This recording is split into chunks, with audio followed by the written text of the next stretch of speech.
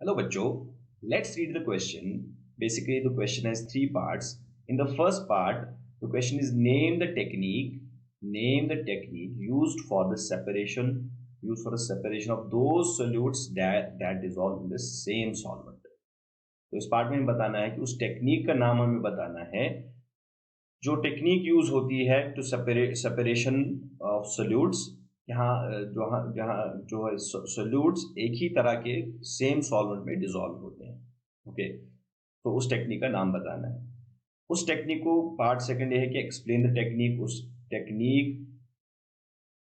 को एक्सप्लेन करना है जो इसमें यूज होगा। And the third part is give any two applications of this, और इसके में दो एप्लीकेशंस बताने हैं। Clear guys? So let's see the key concept here.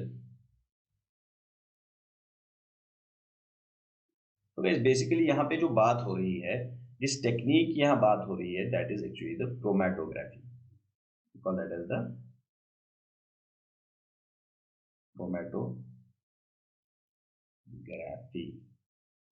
So guys ये एक सेपरेशन टेक्निक है। दिस इज सेपरेशन टेक्निक जिसमें हम अलग अलग तरह के कंपोनेंट्स को we can separate those. Okay, और यहाँ पे जो प्रिंसिपल है बेसिकली जो क्रोमेटोग्राफी में, इसमें हम दो फेजेस यूज करते हैं। Okay, one is called as the stationary phase. एक सॉलिड स्टेशनरी फेज होता है, स्टेशनरी फेज, और दूसरा उसे हम कहते हैं, we call that as the mobile phase. This is usually a liquid and can also be a gas. Okay, क्योंकि क्रोमेटोग्राफी सिर्फ कोई एक टेक्निक नहीं, इसमें बहुत सारी अलग अलग तरह की टेक्निक्स हैं, उन सबको हम मिला के क्रोमेटोग्राफी कहते हैं। लेकिन बेसिकली जिनका जो प्रिंसिपल है सबका सेम ही प्रिंसिपल है। ओके, सो स्टेशनरी फेज होता है एक, इसमें सॉलिड स्टेशनरी फेज, और एक मोबाइल फेज होता है। तो जो एनालाइट हमारे पास होता है, जिस एनालाइट की हमें एनालिसिस करनी है, सेपरेशन करनी है, उसे हम एनालाइट कहते हैं। क्रोमेटोग्राफी में उसे एनालाइट कहते हैं। तो उस एनालाइट में जो कंपोनेंट्स होते हैं, स्टेशनरी फेज, जो सॉलिड स्टेशनरी फेज होता है, उसके साथ उन कंपोनेंट्स की जो एफिनिटी होती है वो एक तरह की एफिनिटी होती है, और जो मोबाइल फेज होता है उसमें अलग तरह की एफिनिटी होती है। So there is a difference in the affinities of the components of analyte in with the stationary phase and with the mobile phase. Clear?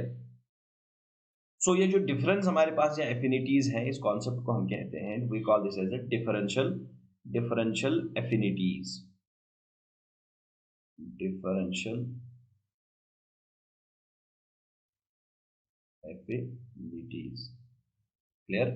तो यहाँ कॉन्सेप्ट है डिफरेंशियल एफिनिटीज का।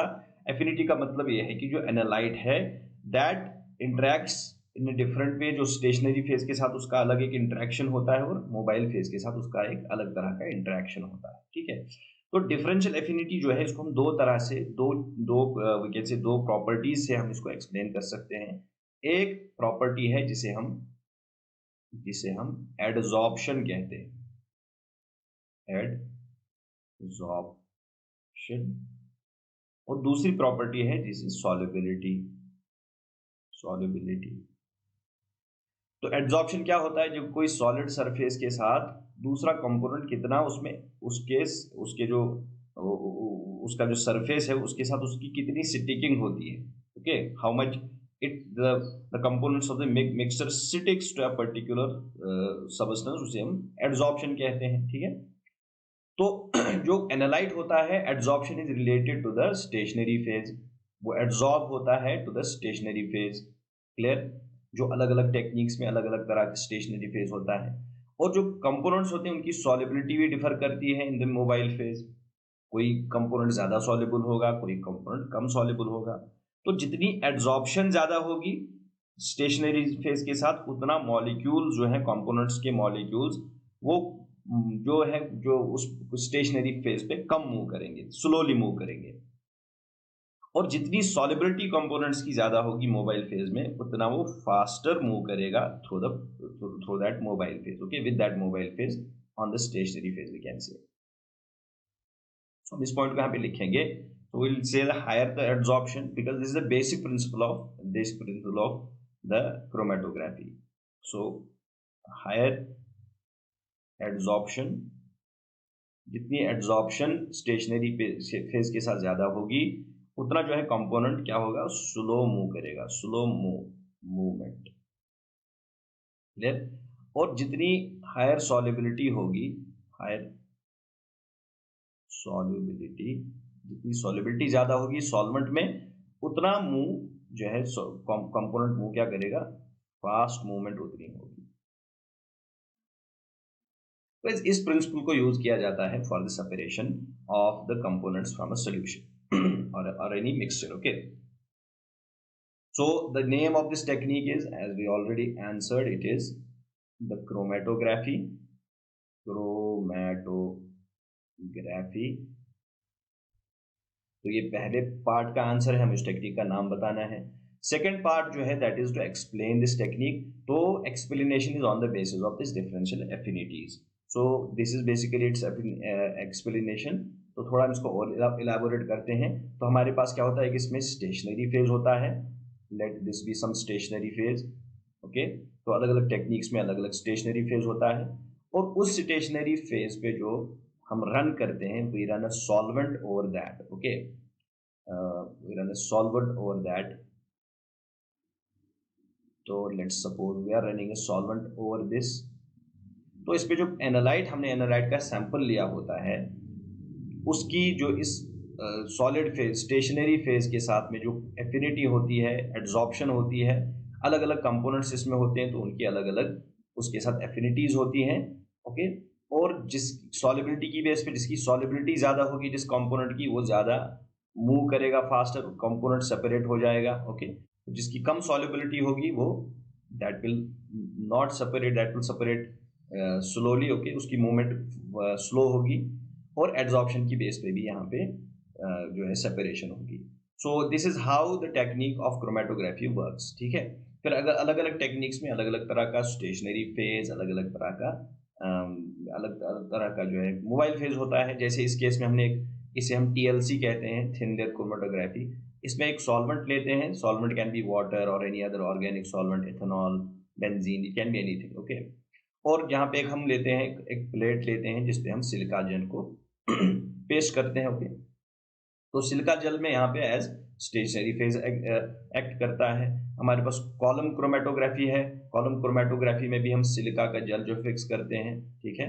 तो that is the stationary phase, और ऊपर से solvents हम add करते रहते हैं, लिक्विड सॉल्वेंट्स, तो यहाँ सेपरेशन उसकी बेस पे होता है, clear. So this is how separation of different components take place in the technique of chromatography. तो अब लास्ट में एप्लीकेशंस की बात करेंगे। तीसरा पार्ट जो क्वेश्चन का है that is basically the application part. दो एप्लीकेशंस हमें यहाँ पे बतानी है, okay. We have number of applications for for the chromatography, और हम यहाँ पे सिर्फ दो को यहाँ पे लिखेंगे, ओके। तो जो क्रोमेटोग्राफी की टेक्निक है, it is used to separate the impurities from drugs। जो फार्मास्यूटिकल इंडस्ट्री है, जहाँ पे दवाइयाँ बनाई जाती हैं, उस इंडस्ट्री में इसको यूज किया जाता है ड्रग्स में जो इम्प्योरिटीज हैं उनको सेपरेट करने के लिए, clear. So this is one application. इसी तरीके से फूड इंडस्ट्री में इसकी एप्लीकेशन है कि फूड के अंदर जो फूड के सैंपल्स में हम उसका न्यूट्रिशनल वैल्यू जो है, न्यूट्रिशनल वैल्यू को भी हम with the help of chromatography हम उसको इवेल्युएट कर सकते हैं। So we can say the nutritional value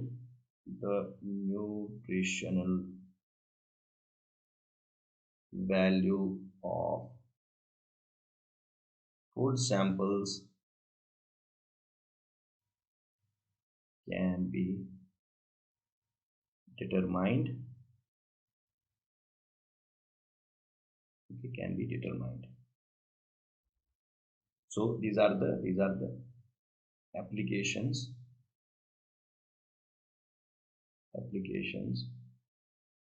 of chromatography, clear guys। So this is the first application, this is the second application. So we have answered all the parts of this question. Hope you understood it well. Best of luck.